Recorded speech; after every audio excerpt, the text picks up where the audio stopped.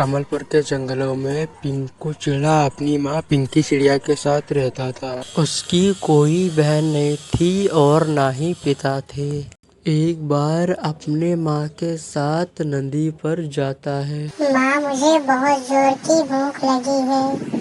पिंकू रुको, मैं पास की दुकान से कुछ खाने को लाती हूँ, तुम मेरा यहीं पर इंतजार करना। फिर पिंकू की माँ उसे एक पेड़ की डाली पर बैठा के उड़ जाती है। यहाँ तो मैं बोर हो रहा हूँ। तभी पिंकू चिड़ा को सोनी चिड़िया राखी बेचती नजर आई। राखी ले लो, सुंदर सुंदर राखी ले लो। अरे वाह, ये तो बहुत सुंदर राखी है। ये ले लो ना भैया, ये ले लो ना, बहुत सुंदर सुंदर राखी है। नहीं, मैं राखी नहीं ले सकता। पर क्यों, ये तो बहुत सुंदर है, आपकी कलाई पर बहुत सुंदर लगेगी। राखी तो बहुत सुंदर है, पर मैं जो बहन से राखी बंधवाऊंगा वो तो नहीं है। मेरा भी कोई भाई नहीं है, ऐसा करो तुम मुझसे राखी बंधवा लेना। पिंकू चिड़ा खुश हो जाता है। तभी उसे दूर से उसकी माँ आती दिखती है। 5 दिन बाद राखी है, मैं तुम्हें यहीं पर राखी बंधवाने आऊंगा, तो तुम मेरा इंतजार करना। अभी मेरी माँ आ रही है, वो मुझे तुमसे बात करते देखेगी तो बहुत गुस्सा करेगी, तो मैं चलता हूँ। 5 दिन बाद राखी का दिन आता है तो पिंकू चिड़ा सोनी चिड़िया के पास आता है। सोनी चिड़िया पिंकू चिड़ा को राखी बांधती है। बहन, राखी तो तूने बांध दी है, पर मेरे पास कुछ नहीं है तुझे देने को, लेकिन जब मैं बड़ा हो जाऊंगा तो तुझे बहुत अच्छा गिफ्ट दूंगा। भाई, मैंने ये राखी तुमसे कुछ लेने के लिए नहीं बांधी, रिश्ते के लिए बांधी। आज से तुम मेरे भाई और मैं तुम्हारी बहन। अच्छा ठीक है, मैं तुम्हें अपनी टोपी तो दे ही सकता हूँ। सोनी के लाख मना करने पर पिंकू उसे टोपी दे देता है। सोनी चिड़िया उसे लेकर बहुत खुश होती है और इसी तरह वो मिला करते थे और ढेर सारी बातें करा करते थे। पिंकू चिड़ा शहर के जंगल काम करने चला जाता है। सोनी बहन, अब मैं तुमसे नहीं मिल पाऊंगा क्योंकि मैं शहर के जंगल काम करने जा रहा हूँ। जब मैं वापस आऊंगा तब तुम मुझे राखी एक ही साथ सारी बांध देना। ठीक है भैया। कुछ साल ऐसे ही बीत जाते हैं। अब पिंकू अमीर हो गया था और जंगल वापस आ गया है और सोचता है कि कुछ दिनों में राखी भी आ गई हैं तो सोनी को गिफ्ट में कार दूंगा। फिर राखी के दिन मिट्ठू पिंकू अपनी बहन के पास जाता है। सोनी, भैया, आप आ गए। कितने दिनों से मैं आपका इंतजार करती थी, पर आज आप आ ही गए। फिर सोनी ने पिंकू को राखी बांधी। फिर पिंकू ने गिफ्ट दिया और दोनों साथ साथ रहने लगे। बेटा, आज हमें अपने लकड़ी के घर की मरम्मत करनी है। तुम दोनों को मेरे साथ चलना होगा लकड़ी इकट्ठा करने के लिए। बारिश का मौसम आने वाला है, उससे पहले लकड़ी का घर मजबूत करना होगा। पर पापा, हमें कहाँ जाना है? बेटा, नदी के पास सूखी लकड़ियाँ पड़ी हैं, आज हमें उन्हीं को इकट्ठा करना है और कल से अपने घर की मरम्मत करनी है। ठीक है पापा, और हमें बहुत मजा आएगा और कुछ नया सीखने को भी मिलेगा। तभी सोनू बंदर अपने पापा से कहता है, लेकिन पापा, मेरे कान में बहुत दर्द हो रहा है, सारे दिन मैं कैसे काम करूँगा? मुझे तो पहले ही पता था, हमारे पास कुछ काम होता है तुम्हारे कान में दर्द होने लगता है। लेकिन तुम जान लो, मैं हमेशा तुम्हारे साथ नहीं रहूँगी। कल मेरा बचपन था, फिर मेरी जवानी आई, आज मैं बूढ़ा हो गया हूँ और मुझे यह सब सपने की तरह लगता है। पता ही नहीं चला इतना समय कब बीत गया। अगर तुम ऐसे ही बहाने बनाते रहे तो अपना जीवन कैसे जियोगे? ये भी तो तुम्हारी बहन है, मेरे साथ सारा दिन काम करती है और मेरी हर तरह से मदद करती है। कोई बात नहीं, अगर रानू ठीक नहीं है, उसके हिस्से का काम भी मैं ही कर लूंगी। मैं इतना अच्छा बनने की कोई जरूरत नहीं, मेरा काम तुम रहने ही दो। जब मैं ठीक हो जाऊंगा तो मैं अपना काम खुद ही कर लूंगा। बस अब लड़ना बंद करो, हम जा रहे हैं। तुम अपने कान का ध्यान रखना, किसी नई शरारत में मत लग जाना।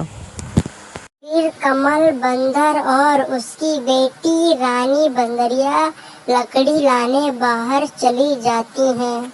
इससे पहले मैंने घर की मरम्मत नहीं की है। पापा मुझे बता देना कैसी लकड़ियाँ इकट्ठी करनी है। रानी बेटा, वो देखो, सूखी सूखी लंबी वही लकड़ियाँ इकट्ठी करनी हैं। फिर दोनों बाप बेटी लकड़ी इकट्ठा करने लगती हैं। वहीं दूसरी तरफ रानू बंदर सोचता है कि बेइज्जती तो करवा ही ली है, पापा और रानी तो रात को आएंगे, तब तक बाहर घूम आता हूँ। चलो उस बूढ़े खरगोश को परेशान करता हूँ। ये कहकर रानू बंदर बूढ़े खरगोश के घर जाता है। हेलो बूढ़े खरगोश, कैसे हो? अपने बोलने का तरीका देखो, ऐसे बोलते हैं बड़ों को। तुम यही सीख रहे हो? तुम हो ही बदतमीज। खैर छोड़ो, बताओ क्या काम है? बस ऐसे ही, आज मेरे पापा की तबीयत ठीक नहीं, कुछ खाने का दिल कर रहा था, सोचा कि आपकी तरफ कुछ मिल जाए। अगर सच में तुम्हारे पापा बीमार पड़ गए हैं तो ये लो, एक सेब पड़ा है, यही खा लो। फिर रानू बंदर वह सेब खा लेता है और अपने मन में सोचता है, पेट तो भर गया, अब कौन सी शरारत करूं जिससे थोड़ा मजा आ जाए। हाँ, शरारत का सामान तो मेरे सामने ही है। रानू बंदर सामने से एक फूल तोड़ता है और लाल मिर्च मसल कर रानू बंदर खरगोश के पास जाता है। कमल अंकल, धन्यवाद, सेब बहुत अच्छा था। बदले में मैंने सोचा कि मैं आपको फूल गिफ्ट कर देता हूँ। सूंघ कर देखिए, इनमें से कितनी अच्छी खुशबू आ रही है। फिर बूढ़ा खरगोश फूल में नाक लगा के सूंघने लगता है। जैसे ही लंबी सांस लेता है, मिर्च की जलन से उसकी खांसी शुरू हो जाती है। उल्लू बनाया, बड़ा मजा आया। मैं शाम को तुम्हारे पापा को तुम्हारी शिकायत के बारे में बताऊंगा। फिर रामू बंदर पूरे दिन जंगल में शरारत करने के बाद अपने घर में जाके सो जाता है।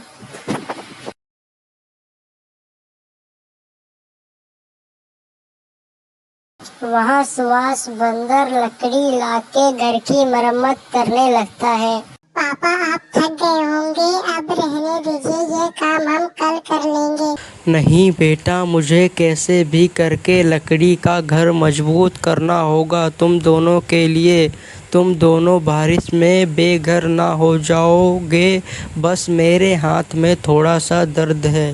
पापा मैं आपके हाथ दबा दूंगी। जीती रहो मेरी प्यारी बेटी, मैं तुमसे बहुत खुश हूँ। तुम्हारे भाई रानू से बहुत परेशान हूँ। वो तो हर समय कोई ना कोई शरारत करता रहता है और काम के समय कान में दर्द हो जाता है। पता नहीं वो अपनी ज़िंदगी कैसे गुजारेगा। ऐसा ना कहो, आप हमेशा हमारे साथ रहोगे। नहीं बेटा, ये तो किस्मत का दस्तूर है, जो आया है वो जाएगा। एक दिन मुझे भी जाना पड़ेगा। चलो जल्दी से घर की मरम्मत करते हैं। कुछ घंटों की मेहनत के बाद अपना लकड़ी का घर बहुत मजबूत कर लेते हैं। फिर सभी खुशी खुशी मिलजुल के रहे। एक जंगल में कालू बैल अपनी बीवी गोरी गाय और बेटा छोटू के साथ रहता था। कालू बैल एक नंबर का शराबी और अय्यासी था। वो दारू पी के घर में पूरा दिन पड़ा रहता। उसकी इन्हीं हरकतों से गोरी गाय भी परेशान रहती थी। एक दिन गोरी गाय ने कालू बैल से कहा, कालू अब मुझसे अकेले भोजन नहीं ढूंढा जाता, रोज रोज भोजन लाने जाती हूँ। किसी दिन तुम भी चले जाया करो, मैं बहुत थक जाती हूँ। तुम्हें जरा भी फिक्र नहीं। गोरी, अभी मेरी तबीयत ठीक नहीं है। जब मेरी तबीयत ठीक हो जाएगी तब मैं खाना लेने जाऊंगा। अभी के लिए तुम चली जाओ, देर ना करो, वरना भोजन नहीं मिलेगा और हमें भूखा रहना पड़ेगा। ये सुन के गोरी गाय को बहुत गुस्सा आता है और कालू बैल से कहती है, कालू, तुम्हारी बीमारी के बारे में सुन सुन के मेरे कान पक गए हैं। तुम झूठ बोलते हो और बहाना बना के पूरे दिन पड़े रहते हो। गोरी, तुम्हारी बकबक सुन के मेरी तबीयत और बिगड़ जाएगी। मैं जा रहा हूँ अपने दोस्त के घर, वहाँ आराम करूँगा।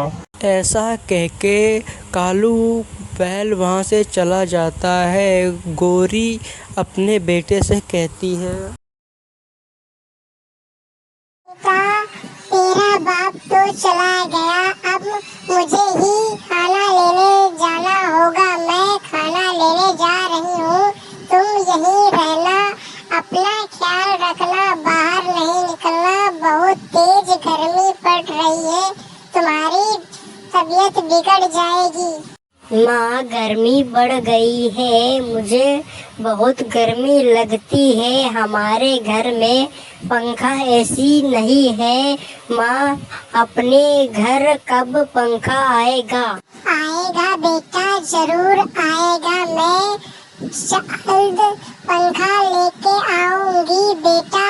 मैंने जो सब्जी उगाई है, जब वो तैयार हो जाएगी तब उसे बेचकर मैं उससे पंखा लाऊंगी। इस तरह एक सप्ताह गुजर जाता है। गोरी की सब्जियां भी तैयार हो जाती हैं। सब्जियों को तोड़कर बेचने निकल जाती है। आलू ले लो, मटर ले लो, ताजी ताजी सब्जियां ले लो। तभी वहाँ भूरी गाय आती है और कहती है, एक गोभी दे दो, मेरी बेटी पकोड़े खाने की जिद कर रही है। और गोरी बहन, थोड़ी मिर्च डाल दो। और सुनो गोरी बहन, कालू की दोस्ती अजय बैल से ज्यादा ही हो रही है। मैंने कल देखा था, दोनों शराब पी रहे थे। जब मुझे कालू ने देखा तो शराब की बोतल छिपा ली और वहाँ से चला गया। मेरी मानो, उसे थोड़ा समझाओ, वरना वो तुम्हारे हाथ से निकल जाएगा और आगे चल के तुम्हें ही दिक्कत होगी। हाय दैया, ये तो मुझे मालूम ही नहीं था। भूरी बहन, अच्छा हुआ ये बात तुमने बता दी। घर जाके उस कालू की खबर ले लूंगी। मैं उससे भोजन लाने को कहती हूँ तो कहता है कि मेरी तबीयत खराब है। आज तो मैं उसकी तबीयत ठीक कर दूंगी। गौरी बहन, लेकिन एक बात का ध्यान रखना, मेरा नाम मत लेना, नहीं तो वो कालू मेरे पीछे पड़ जाएगा। ये कह के भूरी वहाँ से चली जाती है। रात को कालू बेल घर आके सो जाता है। ओ कालू, ऐसे सोने से काम नहीं चलेगा। मुझे पता चल गया है कि तुम अजय के साथ दारू पीते हो। तुम्हारी कोई तबीयत खराब नहीं, तुम बस बहाना बनाते हो काम से बचने के लिए। लेकिन अब नहीं। किसने कहा तुमसे? जरूर उस भूरी ने कहा होगा। उस भूरी को मैं ठीक कर दूंगा। तुम्हारी चोरी पकड़ी गई तो कालू दूसरों को कहने का क्या फायदा। मुझे तो पहले से ही शक था तुम्हारी बीमारी। तबीयत खराब नहीं, तुम रोज शराब पीने जाते हो। मैं कह नहीं रही थी क्योंकि मेरे पास सबूत नहीं था। अब वो सबूत भी मिल गया है। कल से तुम भोजन लेने जाओगे और मैं सब्जी बेचने जाऊंगी, ठीक है? अगर तुमने ऐसा नहीं किया तो तुमको खाना नहीं मिलेगा, फिर भूखे सोना उस अजय दोस्त के साथ। ये सुन के कालू को गुस्सा आ जाता है और वहाँ से चला जाता है। ऐसे ही एक सप्ताह गुजर जाता है। एक सप्ताह गुजर गया, आपने अभी तक पंखा नहीं लाया। आपने मुझसे वादा किया था। मुझे बहुत गर्मी लग रही है।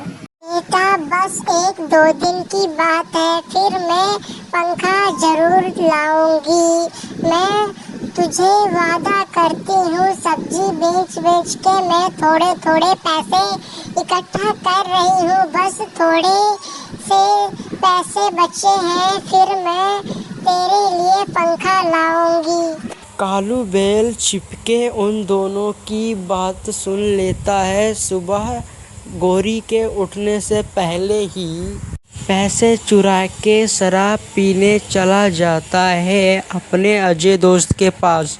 सुबह होने पर गौरी देखती है कि अलमारी से पैसे गायब हैं।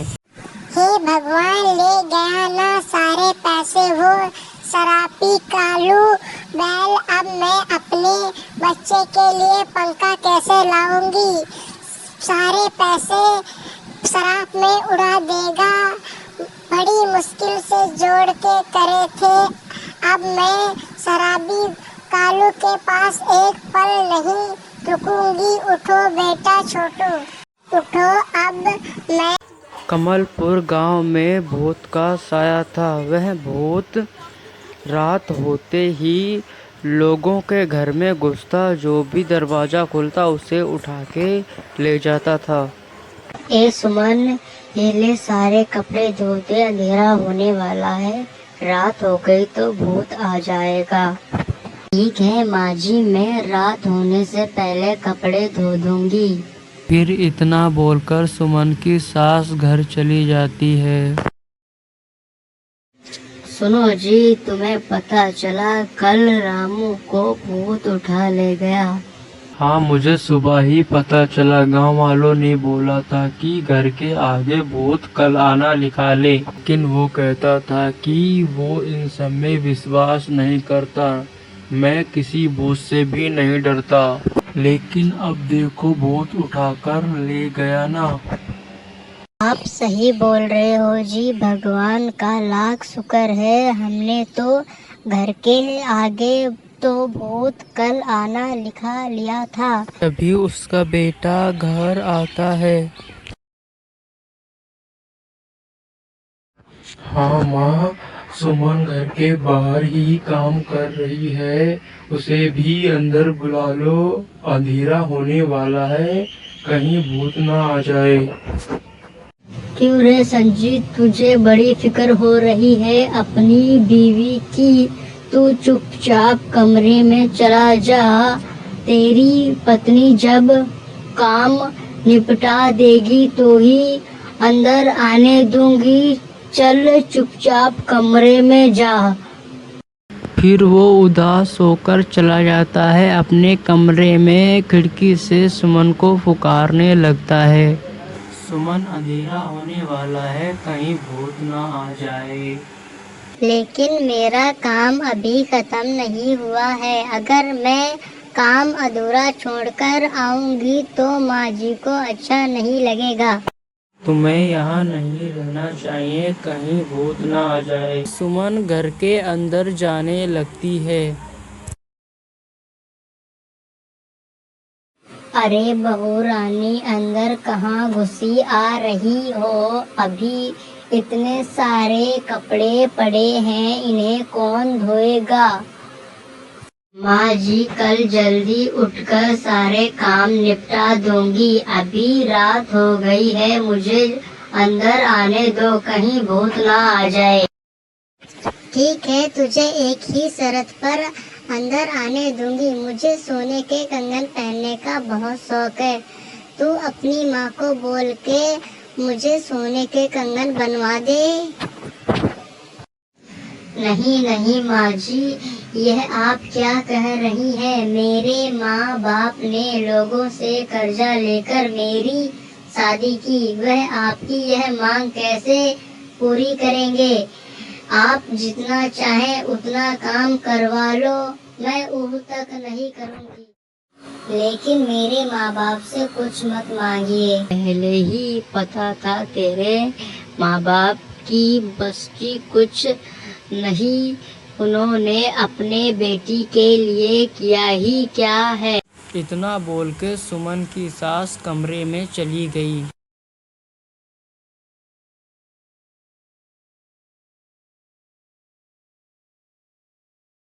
बेटा, मैं अपनी लालची पत्नी की तरफ से मैं तुमसे माफी मांगता हूँ, उसे माफ कर दो। नहीं नहीं पिताजी, इसमें आप माफी मत मांगो। इतना बोल के सुमन अपने कमरे में चली जाती है। इस लालची औरत ने तो आज हद ही पार कर दी। ऐसी पत्नी होने से अच्छा है तो ना ही हो। फिर वो बाहर जाता है और दरवाजे पर लिखा होता है, भूत कल आना। उसे हटाकर लिख देता है, भूत आज आना। और जल्दी से घर के अंदर आ जाता है और अलमारी के पीछे छिप जाता है। फिर अंधेरा होने पर भूत अपने शिकार पर निकलता है। हा हा हा, अरे यह तो लिखा है कल आना, लगता है घर में कोई नहीं है, यहाँ कल आऊंगा। फिर वह आगे बढ़ जाता है। अरे यहाँ तो लिखा है आज आना। फिर वह उस घर का दरवाजा खटखटाने लगता है। अरे लगता है भूत आ गया। अरे मर गए रे, यह तो सच में आ गया, कहीं गेट खोलने सुमन ना आ जाए। अरे इतनी रात गए, कौन आ गया? कहीं खेत में काम करने वाला रोहित तो नहीं आ गया किराया देने? तभी वह दरवाजा खोलने जाती है। आज तो मजा आ जाएगा, रात को भी लक्ष्मी के दर्शन हो जाएंगे। फिर जैसे ही दरवाजा खोलती है, वह हक्की बक्की रह जाती है। अरे मर गए रे, यह तो भूत है। हे भगवान मुझे बचाओ। अरे सुनते हो, कहाँ हो? भूत हमारे घर आ गया है। अरे सुमन कहाँ है? तू जल्दी इधर आ। हा हा हा, तुझे मुझसे कोई नहीं बचा सकता है। इतना बोल के और आसमान में उड़ जाता है। सब गांव वाले इस मंजर को अपनी आंखों से देख रहे थे। कोई डर के मारे उसे बचाने नहीं आया। नेक्स्ट पार्ट के लिए कमेंट करें।